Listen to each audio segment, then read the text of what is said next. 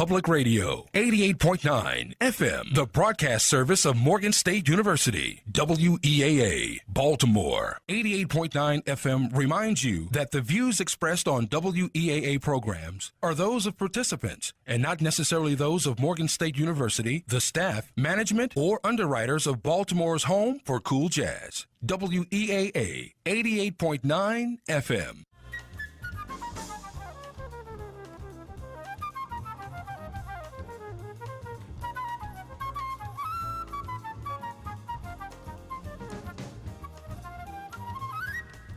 Welcome to Keep It Moving with Marsha Jews, WEAA 88.9 FM, the voice of the community. My heart is heavy and goes out to the families of Michael Brown and the many parents that have lost their children needlessly to the hands of officers who have found murder to be the new law and order.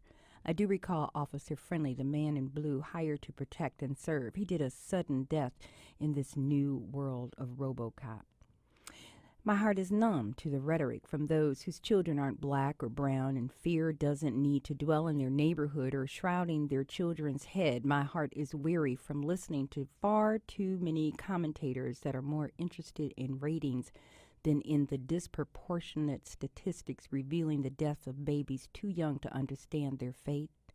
My heart is aching for all the lost promises of doctors, lawyers, scientists that will never know or experience their full potential. My heart is broken that we are still talking about race and discrimination in 2014 and not understand what leaders are supposed to do to change this paradigm. What happened that we, as children of slaves who fought to change the world, have resigned ourselves to no longer engage, removed ourselves from the discussion, retreated into our own unspoken hysteria of how voting is insignificant, and so are our opinions, needs, and issues. My heart does smile at the small groups of young people who continue the struggle, who see the injustice, who voice their concerns, who are on the ground and provide the backdrop for the entire world to watch the injustice that this great nation serves on her citizens. It is for them that I encourage, support, and hold dear, for we must lend our strength and find that last drop of fight to make certain that their future is secure. The fight isn't over until victory is won. Today is World AIDS Day, but it's a World AIDS Day like no other. And after losing 39 million people to this disease, we finally are at a tipping point, and this major milestone worthy of celebration. You're listening to Keep It Moving with Marsha Jews on WEAA 88.9 FM, the voice of the community. Come on back. We got Kyu Smith in this studio.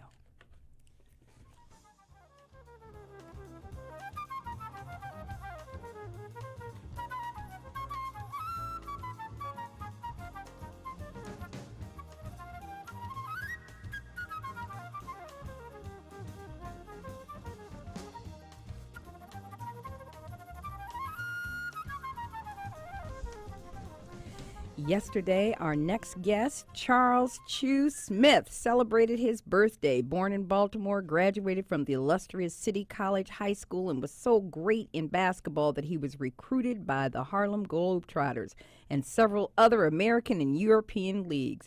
Now, his most important work is the Kyu Smith Youth Empowerment Organization that focuses on a unique philosophy.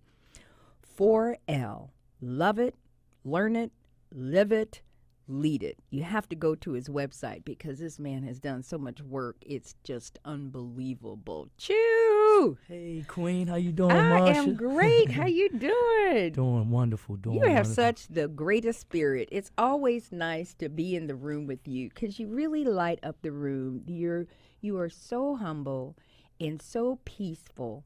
I'm certain that those children are just in awe of your presence because they feel you. They have to feel you when they come in, when you come in the room. Wow, Marsha. You know, I just love people, you know, looking at you and how you've impacted people over so many years of just giving of yourself.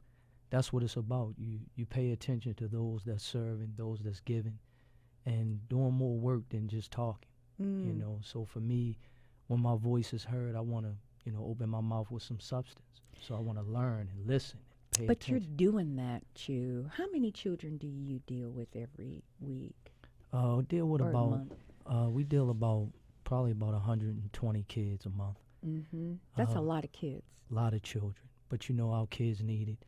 Our parents are being misguided, misdirected, and they're just trying to find their way to make sure that their kids have a better life than what they had. Mm-hmm. And sometimes you have to, just lock into them, meet them where they are, not judge them, just Right. love on them and let them know that, listen, this is the plan of action that you have to take to have your kid be able to elevate and be able to be competitive in Do society. they hear you? This is really interesting, and I just love talking to you all and Karen. But when you talk, let me back up. We're always saying I'm saying we, the leadership, the teachers, the principals, everybody. We're always saying the parents need to be involved. Right. But so many parents aren't involved. Right. Can we start there? Because you're in direct Right. line with these parents. What is the barricade? What is the issue that creates where we don't have that same family that we used to have or expect? I think a lot of it is, media driven. A lot of times people put things on TV or they put things in the media and make you feel like your worth is lessened because you have to go out here and try to be something that you really don't have to try to be. Just be who you are. And what happens is kids are trying to find their way and parents are trying to find their way, and they're being misguided and they're not being exposed to the right information. So what happens, you work 2-3 jobs, you want to get the Benz, you want to get the big house, you want to come out the projects and you're trying to make it, and you're just searching for something that when in all actuality, all you have to do is deal with the people, deal with the root of the situation and the environment in which you're in, and make that better. Mm-hmm. Don't go out and seek out for something else. Make your environment better. It's a lot of, I never put down anybody or anything. Right. But I think that, even with the recreation programs, there's a lot of recreation programs that people are trying to, put things in place for our children. But we can't house our kids. We got to develop our children. Oh, say that one more time. We can't house our kids. We have House our kids. What does that mean, Chu? just basically, give them something to do just to keep them occupied. Ah. And not, challenge their minds. Mm-hmm. Challenge, give them some adversity. Give them some things that they can have some structure and some order and some discipline. And they can elevate and get a system and a plan of action to execute, some things to get some great life skills. So here's a question for you, though. How do we get the parents to understand that you can't just drop people off? And I'm going to keep going back to Yes, this ma'am. Yes, because I have so many people that are always saying, well, we need to get the parents, and everything that they're doing with services or whatever is contingent upon the involvement of the parent. Right. And so my question really becomes, are we going to forfeit the children and their education or their experiences or their life because their parents don't have the capacity to even get there? Their parents are working 2 or 3 or 4 or 5 jobs just trying to keep the lights on. Exactly. And everything is contingent upon the parent. And it is. And you hitting on something that's real major. When we sit down with the parents and we get with the kids, we try to give the parents an understanding of a safe haven to get them to understand, like, listen, this is what we know about the development of a child. Right. And these are the steps that we have to take. And we need you to take some time out your schedule and be able to be right with the child as we go through the process. And these are the necessary things that we have to do. If you're working from 9 to 5 or you're working from 9 to 7, then we need to get together on the weekends. Or we need to get together early in the morning. Or we need to get together late at night. I know you want to go to bed. I know you want to relax. But we have to sit down and put a plan of action together for your child. Right. Because your child has to go up against a kid that's in Frisco, Texas. Your child has to go against a kid from Ontario, Canada. Your child has to go up against all these kids to be able to get a job, to Right. be able to be successful. Right. And what is it about your kid that's going to separate you?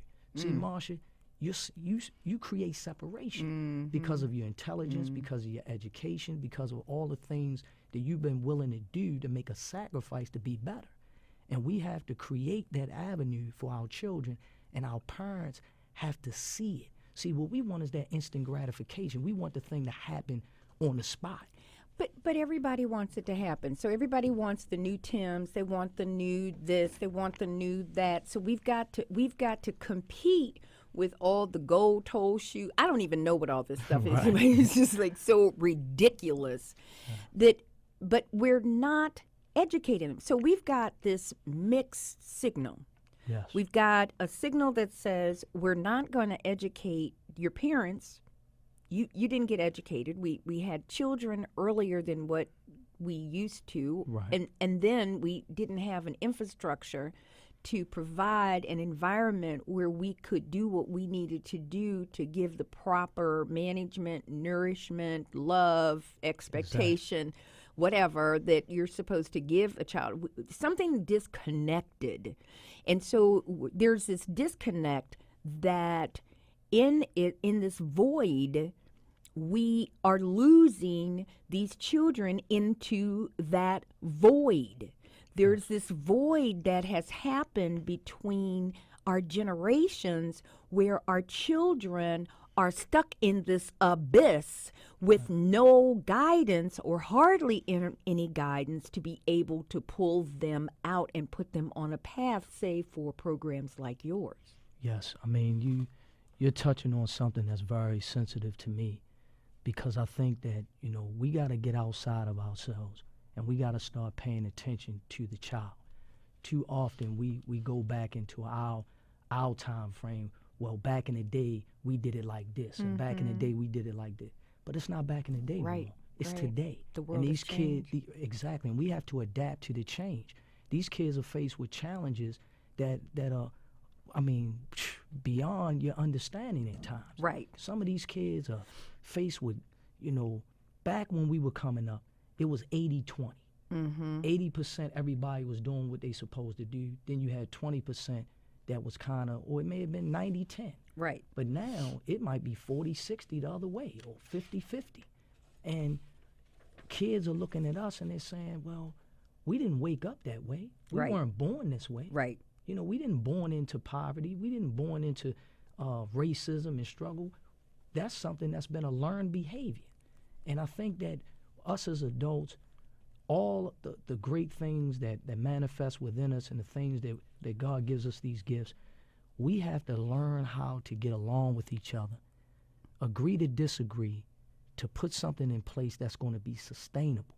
See, when you look at all the other cultures around, everyone has sustainability. They have legacy. And we have to start, creating that. But how do we see? You talk about some long range stuff. You talk about somebody having to put some real work at it, right? Yes, That we can't sit back and just talk. Yeah, we got to be about it. We got to be about it, but we also have to be about our own community. Yes. I'm sitting here, all this information. I don't know what day it was, the day that the verdict came back Right. for the cop, and which we already knew, and I was obsessed. I know whoever is my Facebook friend, I know that said she's lost her mind because I kept uploading everything that I read, and I was just reading the most insane things. But somewhere, our community, and it's not just in employment, but somewhere our community shut down. Yes. We as a people, we shut down. We stopped being involved. We moved from our communities. We thought the grass was greener, the water was colder, the sun was brighter, and now it has come back to haunt us and kick us in our butts. And you're right. It's a trust factor. You know, we're kind of imprisoned in our own lives, because when you walk down the street and I see you, you know, I'm supposed to celebrate you as my sister. I'm supposed to do whatever I can to uplift you and put you in a position that you can elevate, so you can elevate others. Right. We're kind of looking at things as a complete opposite. We feel like we got to get ours and then let everybody see us, and you dangle the carrot and say, see what I got? See how hard it is to get where I got? When we have to teach, and when I look at, you know, and traveling the world, that's one of the things that I thank God that he chose me, being a Harlem Globetrotter and seeing the world. Right. Because it taught me that when you look at TV and you look at certain things, people will put the image the way they want it to be. Oh, no question. But when you get out there and you see the world is totally different. It's a lot of love out here. It's a lot of people that is making things happen and giving back and showing approve on what they say they're going to do. And then when I come back here to Baltimore to say, listen, y'all, like, love on me. I want to love on you. Like, come on. Put your money together so we can do this. Trust that I'm going to take this $25 and I'm going to do what it's supposed to be done with it, you know. But we like, oh, you know, here you go trying to raise money again for his nonprofit, and what is he probably going to do with the money and that kind of thing. And, you know, I try to make sure that we stay busy as possible so everybody can know, like, listen, we're trying to be solutions officers. Right. I don't want to complain. I don't want to have a blame game. I don't want to judge anybody. I don't want to point the finger at anybody, because enough of that has been done over a long period of time. When I see you, Marsha, I want to celebrate you. I want to say you're the best. I want to promote you. I want to put you out there to be the best, because your heart is right and your intentions are good.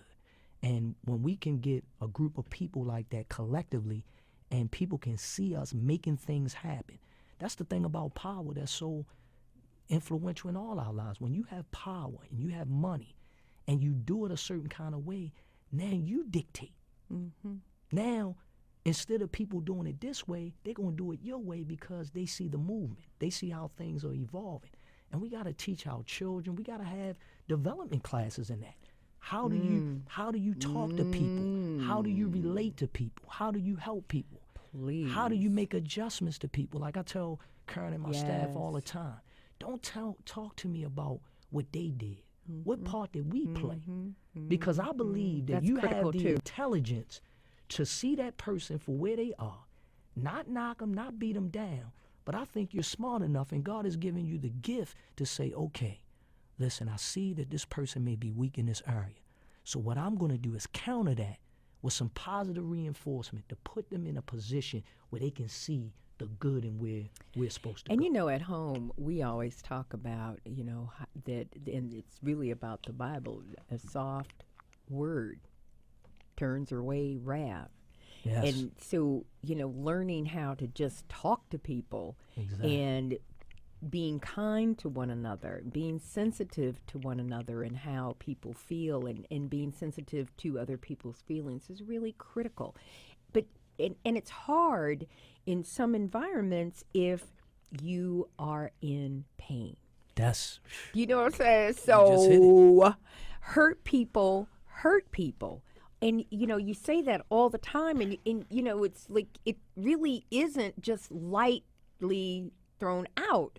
It's fact. It's fact. There's so many people. The child abuse is higher ever before in the history of this country, at least now that we have social media. We hear about it, and I'm sure you all see evidence of that working with children. And so how do we as a community deal with the anger and the pain? Because that goes back to parents being abused at work, being treated like they're really slaves, you know, like they're really on the plantation, and still having to keep their dignity. Marsha, I just want to piggyback on that, if you please don't mind. Go ahead. See, the thing about when you talk about that pain, one of the things I tell a lot of people that everybody like, Chew, you such, you know, love, good spirit, you always trying to do positive. And the one thing I say, I'm flawed. And what you don't understand, I spend a lot of time with me. And that I evaluate myself. And I look at myself in the mirror and I say, this is bad about me.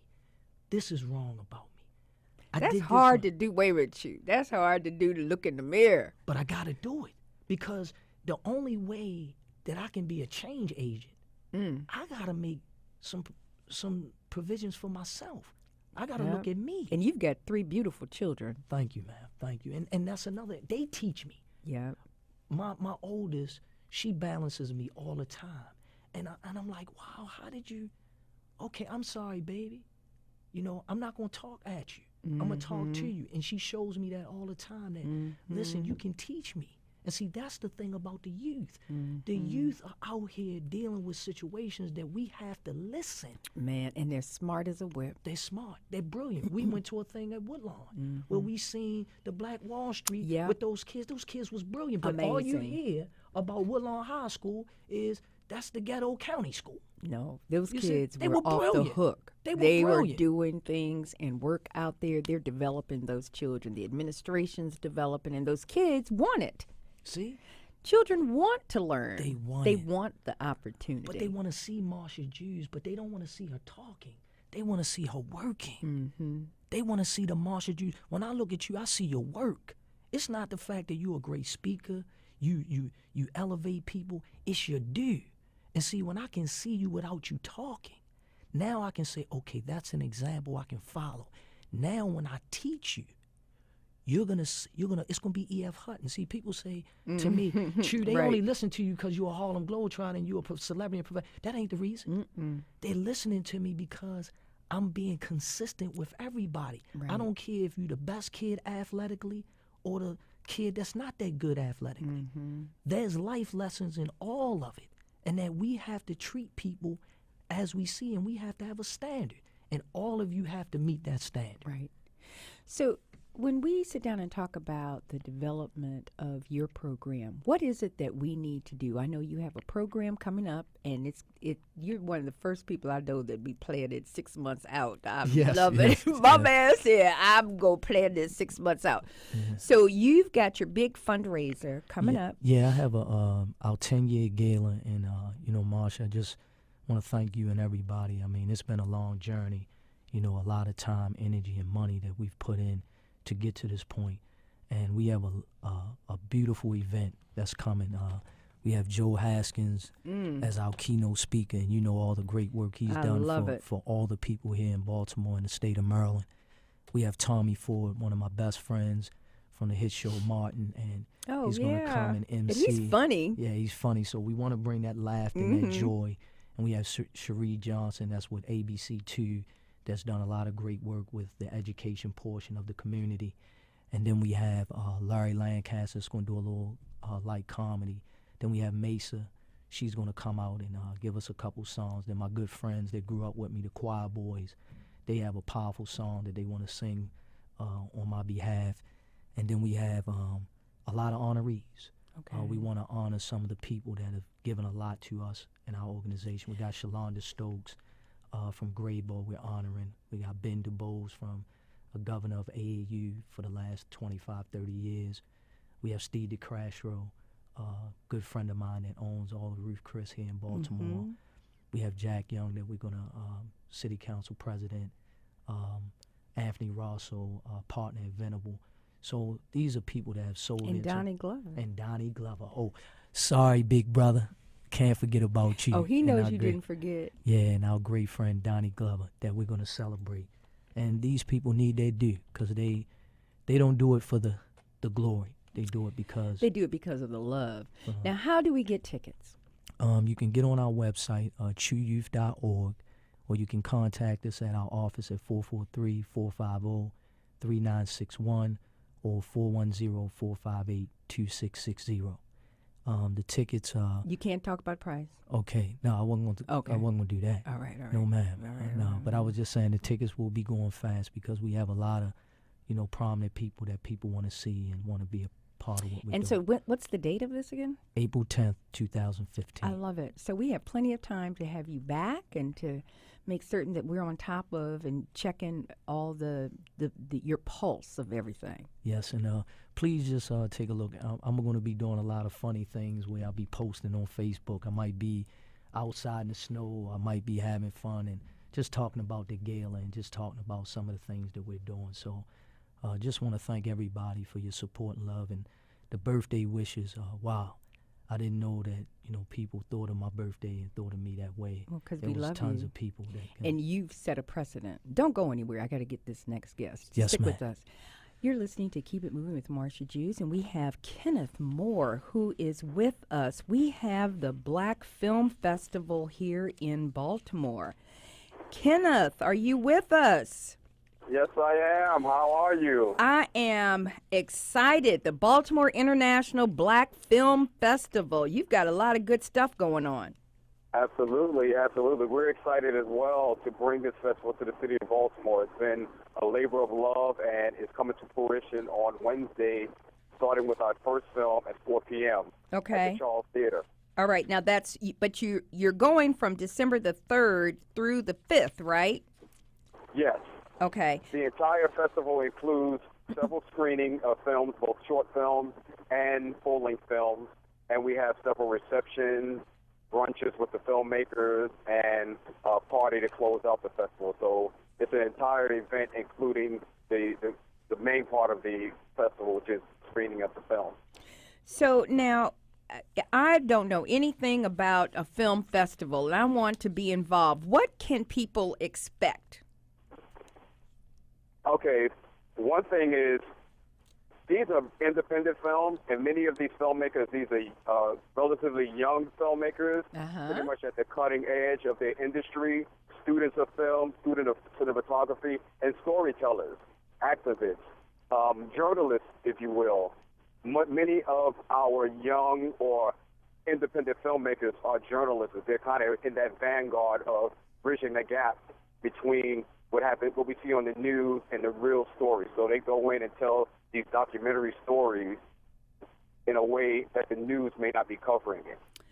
Oh, so what are some of the things that, I think that if you would share a couple of the topics and subject matter that we can expect? Okay, absolutely. Our first film actually is called Troop 491, The Adventures of the Muddy Lions, and it actually tells the story of a young African-American Boy Scout who was pretty much pushed into becoming a scout by his mother to kind of keep him away from the trials and tribulations of the streets. And he was reluctant, but I don't want to tell too much of the story. No. We only want little bits. Little bits. Exactly. It's a fascinating film by a young director by the name of Raheem Prophet from Virginia, who was trained at Howard University. This young Boy Scout basically has an event that happens in the streets, and he basically has to use what he learned as a scout and determine if he's going to follow the code of the scouts or the code of the street. Well, that's a hard decision that people need to make. So now, how can we get to the tickets? Give us the website. We've got to go to break. Okay, it's www.biBFF.com, and that's for the Baltimore International Black Film Festival, and you can get tickets on our website. And it's biBFF.com. And it's the inaugural Baltimore International Black Film Festival. It's the inaugural event, and it's happening at the Charles Theater at 1711 North Charles Street, starting at December 3rd at 4 p.m., and we go through December 5th. All right. Events and screenings. All right. Kenneth Moore, thank you so much. You're listening to Keep It Moving with Marsha Jews, WEAA 88.9 FM, the voice of the community.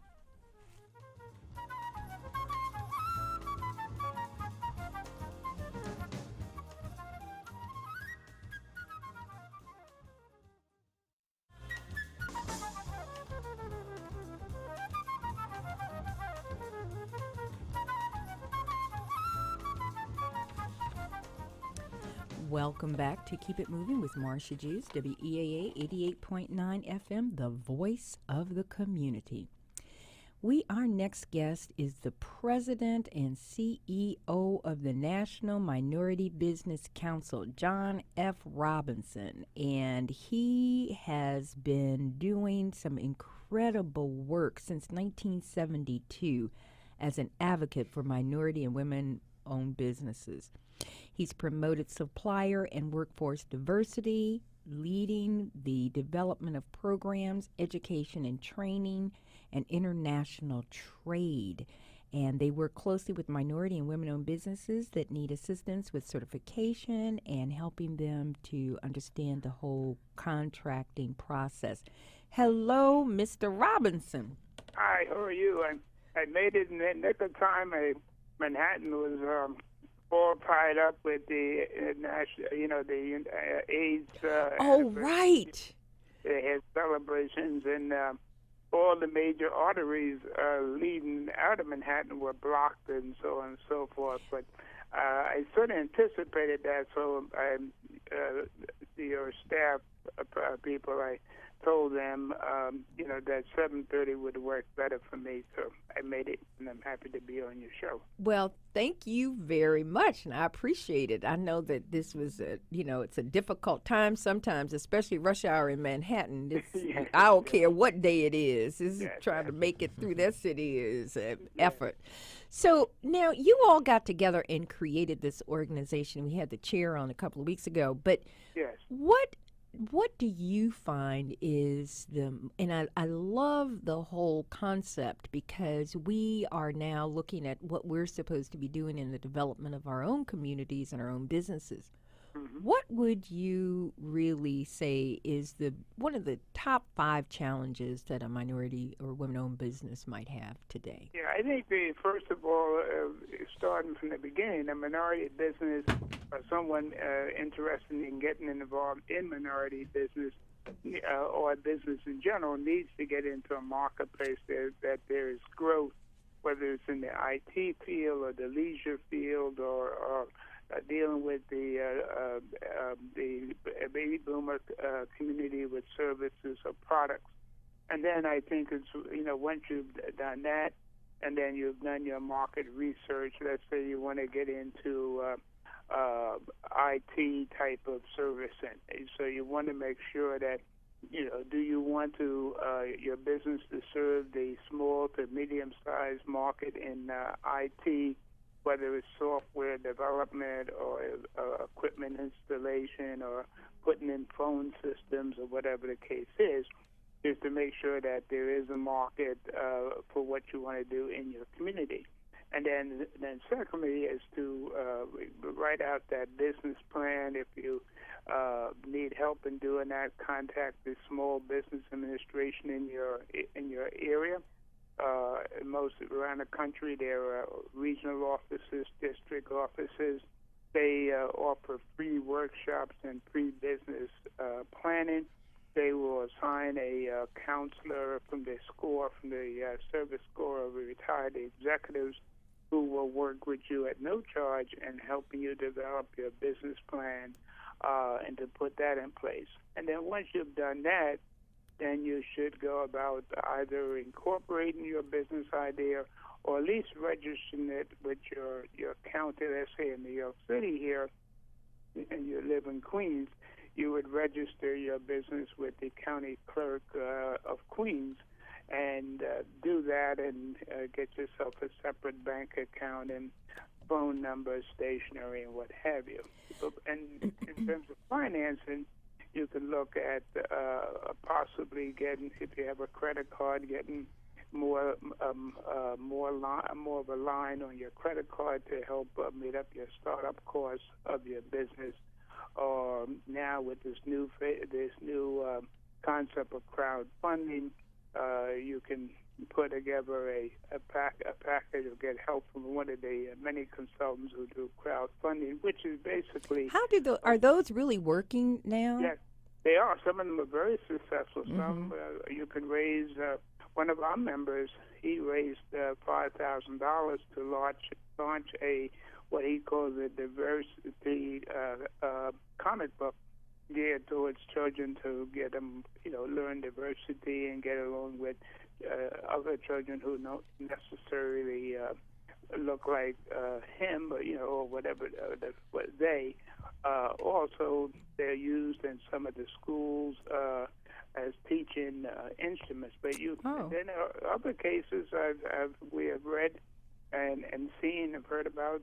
Some there was one that just in Ferguson, the lady put together to get her business restarted after the verdict, and she raised, I think, $250,000 from a crowdfunding mechanism that was put together online. Yes, so the answer that's exciting. You know, I have Kyu Smith here. He's a former Harlem Globetrotter, and he has a youth program here, and so they've got a big fundraiser.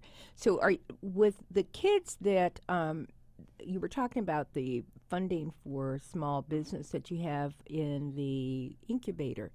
Mm-hmm. What do you think are there any drawbacks with this social media and raising money with social media? No. I think the thing is that the SEC is working on rules and regulations to govern the crowdfunding process or mechanism to make sure people don't get ripped off and what have you. And those guidelines should be out in the spring of 2015.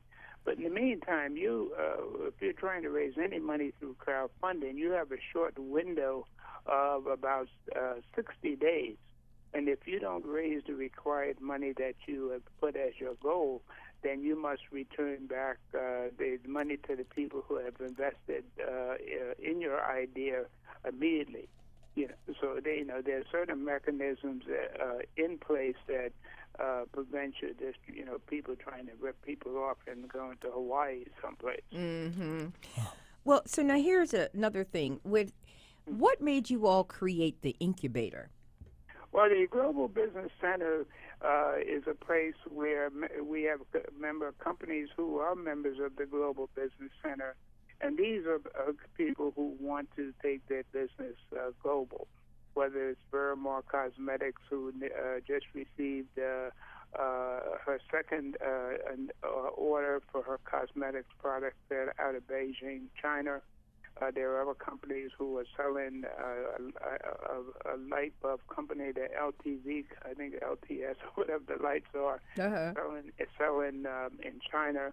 So it's basically for those companies who want to take and do global business. That's the thrust of the center.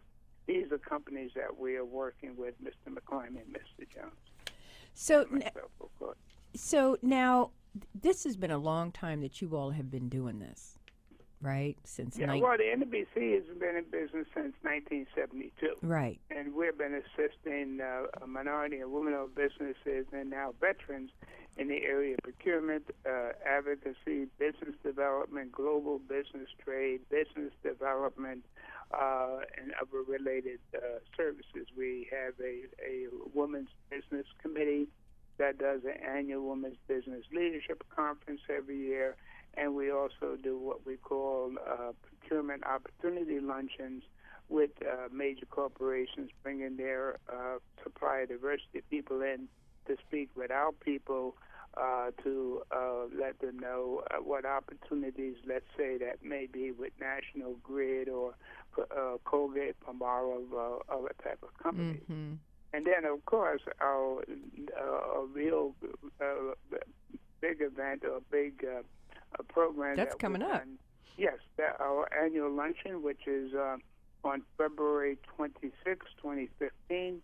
That will be our 35th anniversary luncheon, the 35th anniversary celebration of that event. And that event is a awards program. We honor corporations who have strong supplier diversity programs, minority business owners. We have a Global Business Award, an Outstanding Media Award, and we have an award named after one of our corporate supporters who passed the Charles T. Happy Community Service Award.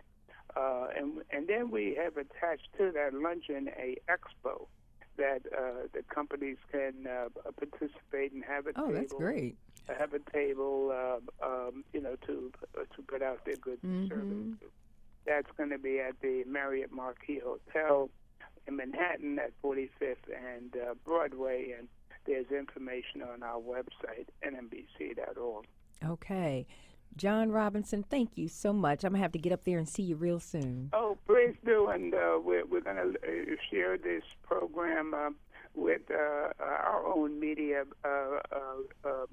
group in terms of getting it out to our members, and we're going to encourage them to listen to it and to listen to your show on a regular basis. And we really appreciate that. But I'm going to be up there and talk to you. We're going to talk some real business when I come up there, though. Yes, right. I can't wait to get an invite too, Mr. Johnson, Mr. Legend. Chew Smith is in here talking about he can't wait to get an invitation too. Yes, please do. We'll send your contact information. We'll invite both of you to our luncheon in February. We appreciate you, buddy. Thank you, Legend. All right. Thank you, sir. Take care. Thank you for interviewing me. Thank you for taking the time to join us.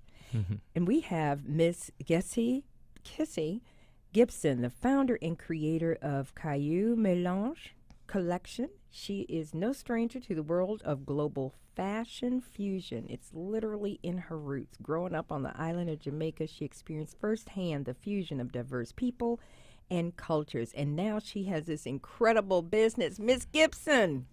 Hello. Oh, my God, girl, you are rocking. Now, see, first of all, let me just say this right now, y'all, everybody who can hear my voice, I have seen these bags. Now, we're going to get into the whole business of it being mission-driven, but those are some bad bags, girl. Thank you so much. I appreciate it. No, I'm very serious. You have done an incredible job. Tell us how this began. Well, I mean, it really started since I was quite young. My mom was a fashion designer, and so I grew up in that household with her. I didn't really realize that, that would become such a big passion of mine. And in fact, I kind of had my own detour before I found myself where I am today. But I, really always had designing as a part of kind of what I did. I really express art when I think of design. So a lot of my inspiration really starts with just creating something. Most times it's a drawing or a painting that then gets turned into something that's more design-oriented for a fashion consumption product. But that's kind of where the inspiration comes from, more or less. I travel a lot, and I like to really get into the cultures and just traditions of other people just around the world. And so in doing a lot of that over many years, I, really wanted, to express a lot of that in my work. And so that's kind of, when you look at the collection, you'll see a lot of different elements woven together. And that, the inspiration for that is, again, very global, but a lot of it is rooted in just my upbringing and, growing up with my mom and kind of watching her and working with her, implementing her designs. So now, but it is mission-driven. How do we get to the mission-driven aspect of manufacturing? Yeah, so empowerment was always something that was really, really important to me. If you think about art in and of itself, and thinking about where I'm from, Jamaica, it's, in general, when you're growing up, you're encouraged to have a career, but that career is typically, very structured. It's be a doctor, be a lawyer, be an engineer, be something, be a career that has a career. Like, you get those messages a lot. And for me, I think, just seeing how my mom, who actually found her career in fashion design by just being an artist and having, executed some very specific designs for specific people who connected her to a global fashion industry. She just got lucky and just wanting to empower people, just seeing the empowerment that she didn't have but then found, as a stay-at-home mom who became a designer. I think that's like where that really came from. And then beyond that, impact has always been a big part of my life, whether even when I was doing finance as a career, I always had different things that I was a part of, even was honored by the city, actually, a couple years ago for my work just in the communities that I'm a part of. And when I decided that I wanted to create my company, I wanted that to be a very strong and very specific part of it. In fact, I created the company so that I could integrate, my talents, my love and passion for finance and the intensity of that world, building a business with, my passion for art and design, and then wanting to give back to people in very specific, tangible ways. And so, in Kyu Melange, I was able to kind of wrap all the three things that meant the most to me and make that a lifestyle and career, and that's what I'm working towards building. And so that's powerful, though. Yeah. That's powerful, and that's really powerful. This whole the melting pot movement, just the name of it in and of itself. And all that this represents speaks volumes about who you are as a person and just your spirit and your character. Thank you. I appreciate that. I really do. It really, I am happy that it's translating.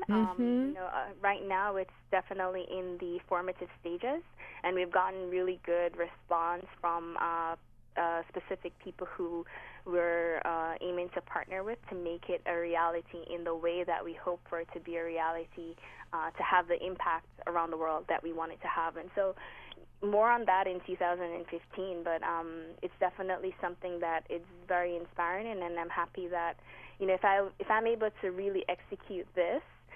Girl, well, wait a minute. First of all, you are already executing it, and you've had your playground with Goldman Sachs, Deutsche Bank, and old Morgan, Schuler, Stevenson, and you went to Wharton to get your MBA. Girl, get out my face. I hope it translates. Yeah, she's serious. Yeah, she's serious. She ain't playing. She's not playing at all. But I think this is really powerful that you would leave that environment and see yourself as an entrepreneur. That's the deep part. I mean, I think it's. I definitely think it's a transition for sure, and that's why, in a large part, Wharton really played a very strong role in my getting to the comfort level to actually step off and go out on my own to actually really actualize a vision that I've had for quite some time. It's not easy. It's not entrepreneurship, as we all know, is something that there's a lot of uncertainty. And there's a lot of, things that you have to deal with that you wouldn't normally have to deal with in any other job, especially as secure of jobs that I've had over my career. Right. This is huge. I mean, this is a serious diversion of, a diverse career path, for real. But you see, I grew up, my parents were entrepreneurs, and so for me, I, more than anything else, just wanted, at some point you get to live in and wanting to just express a specific point of view in your life, and you understand that. For me, anyhow, I mean, I got to the point where, I really love, the analytics and like working on investment models and figuring out business structures, and that all gets me very excited, and I still get to do that with Kyu Melange. But I still get to do the other parts of me that I had to suppress or only do when I had time for. I get to integrate a lot more in what I'm doing, and so, I mean, entrepreneurship, again, like it's a way for me. It's a way for me to build a lifestyle that I want in a very authentic way, expressing all the values that I hold dear to me, and the impact that I want to make or leave behind. And starting to build that now versus waiting until you're old, retire. Right? Exactly. This makes more sense. So now you are coming to the DC on December the 6th with a launch. So tell us about that. Yeah. So we're actually having a small DC engagement. It's a small launch. It's invite only, but we're definitely, for listeners. Oh, did you say, wait a minute, did you say invite only? Because I put it all in my newsletter, went out to like 10,000 people. For everyone who's listening, got to be more careful. For listening today on this program, they're automatically invited. And I'm serious. If they could send me an email at info@KYUMELANGE.com, or connect with us on our Facebook page, Facebook/KYUMELANGE. We are happy to send anyone listening on this specific program today. And you're on Twitter as well. And we're on Twitter as well, so definitely let us know if you're interested. And the reason, just so you know, the reason it's invite only is because we have sort of a program lined up and the space is very specific, and of course we're serving food and drinks, and so headcount is very important. And so we're doing a couple of giveaways as well, and so just to manage kind of the whole, it just made it more sense so to have it for all y'all that can hear my voice, if you got your newsletter, you see the invitation, you better call me first, because you won't be able to get in. That's great. Now, you're going to have, I saw a couple of the pieces that you have. You're going to have, can you just talk about your products? Sure. So our products are across 3 collections. We have a Global Fusion collection, which that is the one that expresses a lot of the art around the world. And so you'll have artwork that were done by women in emerging countries, some of them instructed by me, others were just art as they did it, and then we basically hand weave and hand dye the fabrics to create these amazing patterns, integrating their art into bags that are made of essentially a combination of fabrics and really high quality leather sourced from Italy, Argentina, Brazil, Colombia, and Turkey, and then really high quality hardware as well to create products which are a part of that collection. So it's mostly bags, clutches, purses, even some bow ties, tablet holders, really just artistic stuff, but very fashion forward and very user-friendly for day-to-day. It's definitely something that makes a statement if you're looking for a statement piece. And then in the leather luxury collection, we have more of the standard leather items. So it's a lot of the leisure travel, a lot of the carry-all bags for your daytime. It's some clutches and purses as well. But that specific line is more focused on just the traveling style. And then but they're men and women. You have men and male and female bags, right? And we have Kyu Smith here, who is. I have to say something. They went to your website. We went to your website, sister. I just want to say to you, Marsha always bring great people on the show, and just does my heart good to see your elevation. And we just gonna keep praying for you, and we just congratulate you. I'm looking at your product; it's very authentic. It's top shelf, sweetie, original, and just proud of how you've put your collective gifts together to exercise your talent. We're grateful to you, sister, and we're going to keep you prayed up, okay? Thank you so much. And I hope I get to meet you both in person on Saturday. That would be really awesome, actually. That will be wonderful. Wow. He's sitting here, girl. He's got his mouth hanging all open. He's all sitting here, and Karen's sitting here too. They're all excited. They went straight to the website. So all of you who can hear this, it's happening and it's rocking here. So official. We are very excited. So the soft launch is going to be this Saturday, December the 6th. And for those of you who can go, say that one more time, Kesi, to give us your email. Sure, it's info, I-N-F-O, at KYUMELANGE.com. Okay, and for those that can't get it, it's Keep It Moving, Marsha Jews at Gmail. And next time we'll have to pack you up and bring you to Baltimore and do a nice, we should be talking about that maybe for the holidays. Definitely. That would be lovely, actually. All right. Miss Melange, thank you. Melange. Wow. Say the name of the company again so I don't mess it up. Kyu Melange. So Q like the letter Q, and that's the Japanese word for progress, and melange, the French word for mixture, which really embodies kind of what the brand is all about. That's beautiful. Thank you so much, and we'll see you this weekend. No, thank you for having me. I really, really appreciate it, and I look forward to meeting you both. All right. Okay, have a good one. Kesi Gibson, founder and designer of Kyu Melange. See that? You're listening to Keep It Moving with Marsha Jews, WEAA 88.9 FM, the voice of the community. We're here with Kyu Smith. We got a couple more minutes. Kyu, give us your contact information, because we know that we're going to come up in April, but we want people to buy tickets now for your fundraiser for these kids. So give it to us one more time. You can contact us at www.kyuyouth.org, and you can contact us by phone 443-450-3961 and also 410-458-2660.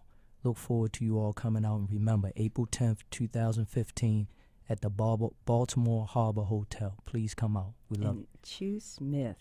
Marsha Jews. Yes, it was on. Great. Thank you so much. Love you, baby. I love you too, sweet. Appreciate you. Listen, you're listening to a huge thank you for all of our guests and our listeners. We appreciate you. Mike Middleton, Andre Melton, our engineer, entertainment producer, Meredith Leon McCormick. And to learn more about our upcoming shows and guest comments, we ask you to please subscribe to our newsletter at keepitmoving@gmail. Like us on Facebook. Follow me on Twitter. Thanks for listening. This is Marsha Jews. Please tune in next week to WEAA 88.9, the voice of the community. Until then, keep it moving.